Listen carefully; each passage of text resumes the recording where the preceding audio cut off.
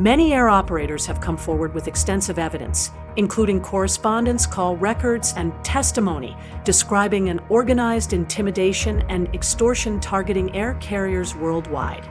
One of such companies involved is Air Justice Ltd, also operating under the name Blacklist Aero, a firm registered in London in September 2021 and run by Artem Degtiarov, a shady person with a criminal past and connections to the Russian oligarchy and corruption machine. The company publicly states that it specializes in legal support and debt recovery within aviation. But in reality, it is a very different story, a story of coercion, money extortion, and blackmail. At the center of these allegations, Artem Degtiarov, the CEO of Air Justice Ltd. According to multiple testimonies, the scheme begins with ordinary commercial contact. A new partner appears. Favorable post-payment terms are offered. Standard contracts are signed. The amounts involved are relatively small. Then, the pressure begins. Routine disputes quickly escalate into aggressive smear campaigns, intimidating phone calls, repeated threat emails, and warnings of severe consequences with the goal of extorting money.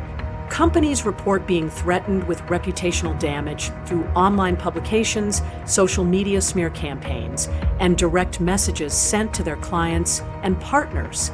The pressure was not limited to business operations. Psychological intimidation, harassment, and threats involving personal data are also what is used by Degtiarov to extort money. In several cases, families were mentioned. Private lives were targeted. The apparent objective is to isolate the target, destroy trust, and force payment. Artem Degtiarov's background adds a far more disturbing dimension to these allegations. According to multiple public records and past investigations, Degtiarov previously operated under the patronage of Boris Berezovsky, the notorious Russian oligarch once closely connected to the Kremlin and even serving as Secretary of Russia's Security Council. That association alone places Degtiarov within a political and intelligence-linked ecosystem known for coercion, manipulation, and ruthlessness.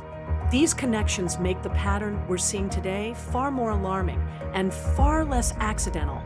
Degtiarov has also been linked to some of the most disturbing political scandals of the post-Soviet space.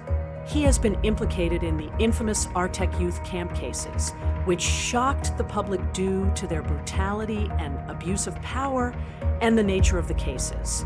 In parallel, he participated in aggressive smear campaigns targeting Ukraine's own parliament, operating against the interests of the very state he originated from.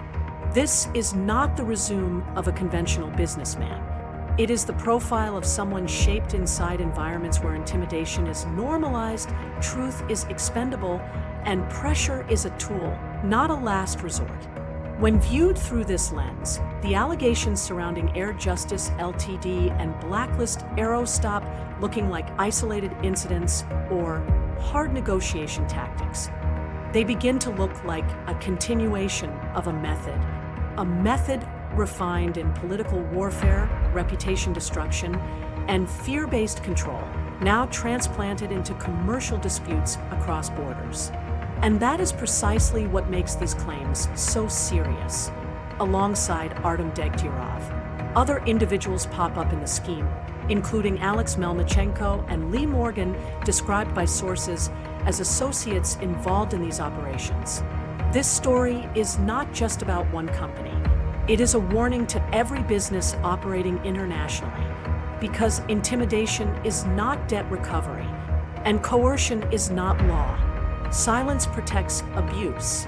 Transparency exposes it,